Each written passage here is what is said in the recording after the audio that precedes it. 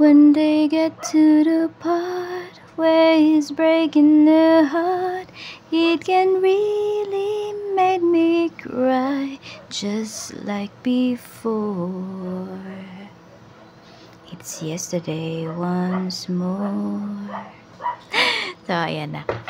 Pakinggan nyo yung kanta na yun. Ewan ko ba kung ano yung, ayan, yung channeled song po ninyo ngayong araw. So, tignan na natin. Fire signs, Aries, Leo, Sagittarius, kung ano po ang mensahe para sa'yo ngayong araw. Spirit guide, mensahe po natin kay fire signs. Tignan natin. So, pasensya na po kayo kung maingay man yung naririnig ninyo yung background natin. Ayan, tignan natin. May tumatahol na aso. Tapos, ewan ko lang kung naririnig nyo. May ginagawa kasi sa medyo malayo dito. Pero rinig siya. Shine. Your light irritates their demons. Ayan po, oh. May nagagalit sa inyo. Mayroong mga tao dito na nai-intimidate po sa inyo na parang kinaiinggitan po kayo. Ito, yung sinasabi ng iba sa inyo, naku po, paano naman po nila ako kaiinggitan? Wala naman po akong kayamanan. Simpleng tao lang po ako. Yung mismong ikaw, yung aura mo, yung energy mo, yun po yung kinaiinggitan ng mga taong ito. Yan. Para bang takot na takot sila sa'yo. Takot na takot sila na maungusan mo sila. Ayan, madaming naiinggit po sa'yo, fire signs. Kaya, hindi lahat nung pumupuri sa'yo ay natutuwa sa'yo. Yung iba dyan, ayun, may kasamang, it's either sarcasm, may kasamang ibang, salita yan at the back of their head, yung mga sinasabi nila sa yung papuri. Kaya, mag-ingat-ingat ka. Kung sino ba yung mga pumupuri sa'yo kasi pwedeng hindi talaga pagpuri yung sinasabi nila sa'yo. Diba? Hindi ka talaga nila pinipraise. Hindi sila natutuwa sa mga nakakamit mo. Tingnan natin ano pa yung mensahe. We have, ayan o, diba? Meron nga silang mga sinasabi about sa'yo na hindi maganda. Tingnan natin ano pa yung mensahe. Giving money. Yan yung mga madalas dito, fire signs. Ito yung mga tinutulungan mong tao. Yan. Siguro once hindi ka makapagbigay, ay ayan ka na sa kanila. Hindi na ako magsasalita ng mga pangit na words. Pero, ayan, mababasa nyo naman. Pero, ayun nga. Iba na yung turing kaagad sa'yo once na natanggihan mo sila. May mga ganun, diba? Yung nare-remember lang nila, yung pagtanggi mo sa kanila. Hindi nila nare-remember yung mga nagawa mo for them. Yung mga sinacrifice mo for them. Tignan natin, ano pa yung mensahe, Spirit Guide. Okay, mensahe pa po natin kay fire signs. We have light switch and change in consciousness. Ayan po. So, kilala mo na pala yung mga taong to. Sabihin natin, parang natauhan ka na ba? So, some of you kasi pwedeng under their spell nila kayo. Ayan. Ngayon, balance na po yung chakras mo. Tapos, ayan, umalis ka na din talaga. Pwedeng lumayo na din talaga yung iba sa inyo. Kaya din siguro nagagalit sila kasi hindi ka na nila makontrol. So, meron dito, nasa ilalim natin is male. So, pwedeng ito ay isang male figure. Nagagalit nga siya sa'yo. Ayan o. Nakadikit sa kanya tong energy na to. Nagagalit sa'yo yung taong to kasi pwedeng hindi ka na niya makontrol. Ayan po. So, may mga ganun talaga. So, pag may mga tao din talaga na nagagalit po sa inyo, ayun, dahil hindi na po kayo makontrol ng tao na yon. Tingnan natin ano pa yung mga pwedeng mangyari sa buhay mo ngayon. Tingnan natin pagdating sa iyong family. Kamusta ba ngayong araw na ito, Spirit Guide? Kamusta po ang pamilya ni fire signs? We have strength and we have ace of cups. Ayan. So, meron dito nagmamatigasan. Ayan po. Pwedeng ayaw walang gustong magpakumbaba. Yun yung nakikita ko dito. And marami din sa family members mo na nakikita ko dito ay emotional. Sobrang emotional nila ngayon, fire signs. Kaya kung meron dito, ayun, sobrang emotional na baka kasi ikaw yung mapagtunan ng kunwari, naiinis yung taong to, nabibwisit siya, baka ikaw yung mapagtuunan niya ng pansin. Kaya kung nagdadalawang isip ka talaga na kausapin, wag mo na lang kausapin. Ayan. Kasi pwedeng kukunatan ka lang ng noo. Tapos parang hindi ka papansinin. Kasi kunwari busy sa ginagawa. Parang may sumpong. May toyo ata yung isa sa mga kasamahan mo sa bahay. Tingnan natin ano pa yung mensahe para sa'yo pagdating naman po sa iyong sa mga taong makakasalumuha mo. We have the Fool. Ayan po. So, yung mga taong makakasalumuha mo, meron kang mga naririnig dyan. It could be mga random people, nagmumura, yung mga ganon. Meron dito parang tawanan ng tawanan. Parang wala silang pake dun sa mga nakakasalumuha nila. Sa mga, kunwari sa isang room, kasama nyo yung taong to. Pero hindi kayo magkakakilala.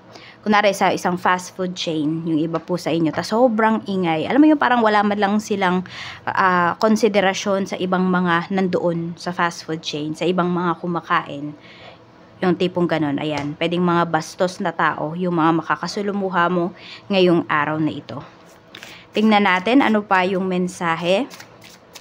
Fire signs. So baka mag-init yung ulo mo dito.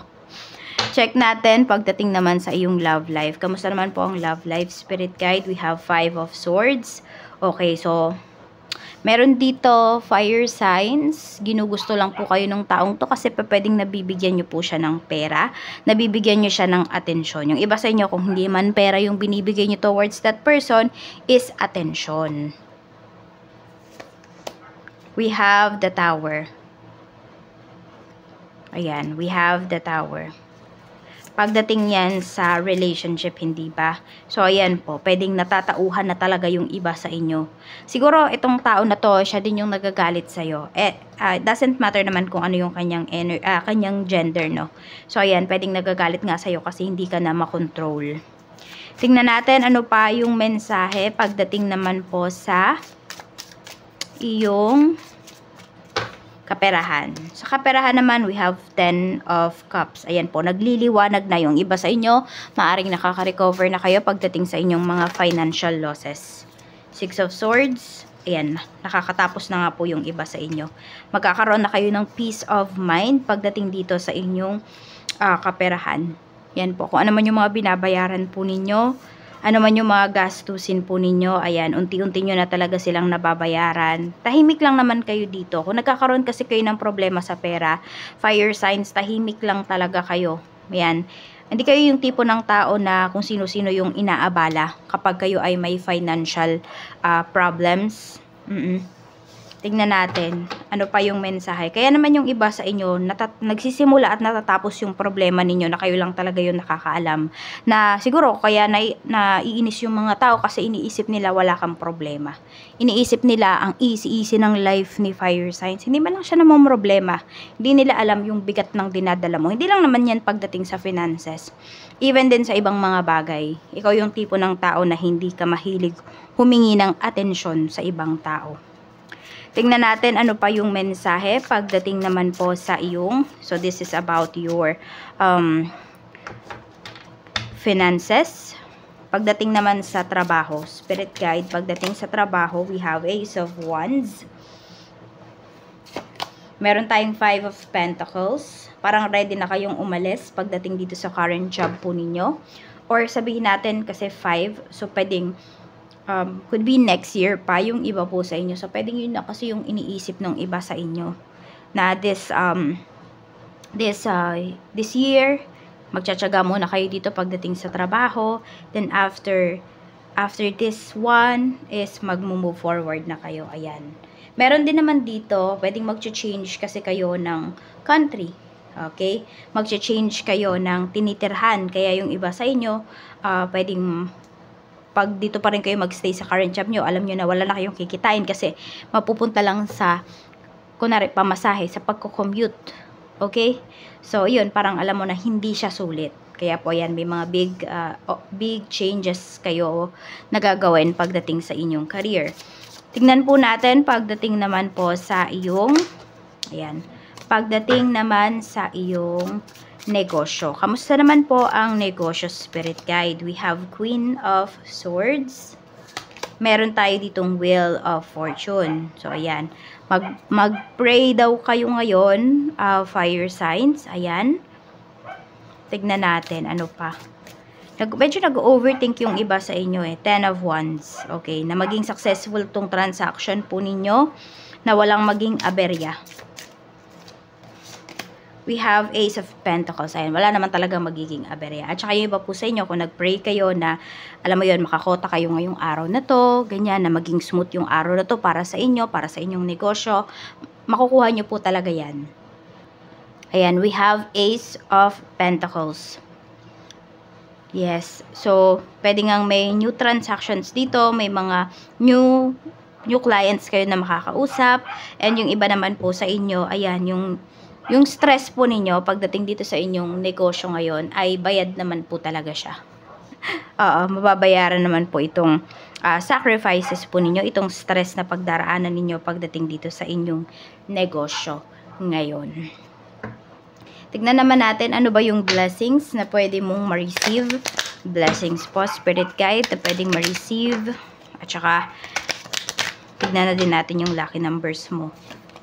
We have a blessing on the senses that give the world to you, a blessing to heal a relationship. So, kung ano man tong relationship na to, ayan, pwede po siyang maayos. Yan. Ayan, a blessing to heal a relationship. Kahit ano man po itong relationship na to, okay, pwede po siyang maayos. Meron naman dito kung ano man yung mga gusto nyong itanong sa person ninyo, pwedeng maitatanong nyo na po yan sa kanya ngayon. Para bang kung dati nahihiya pa kayo or nag-iingat kayo dito kasi iniisip nyo baka masaktan ko siya, etc. This time pwedeng malalabas nyo po, no? Marirelease po ninyo kung ano man yung mga dinidibdib po ninyo towards dito sa inyong relationship. Yan. So, a blessing on the senses that give the world to you. So, sabi ko nga yung iba sa inyo, ma-enlighten na kayo dito. Parang magigising na kayo sa katotohanan. Matatauhan na yung iba sa inyo. 28 and 7, yan po yung iyong lucky numbers. Maraming salamat po sa walang sawang pagsuporta ninyo dito sa aking channel. Ingat po kayo always and more blessings to come.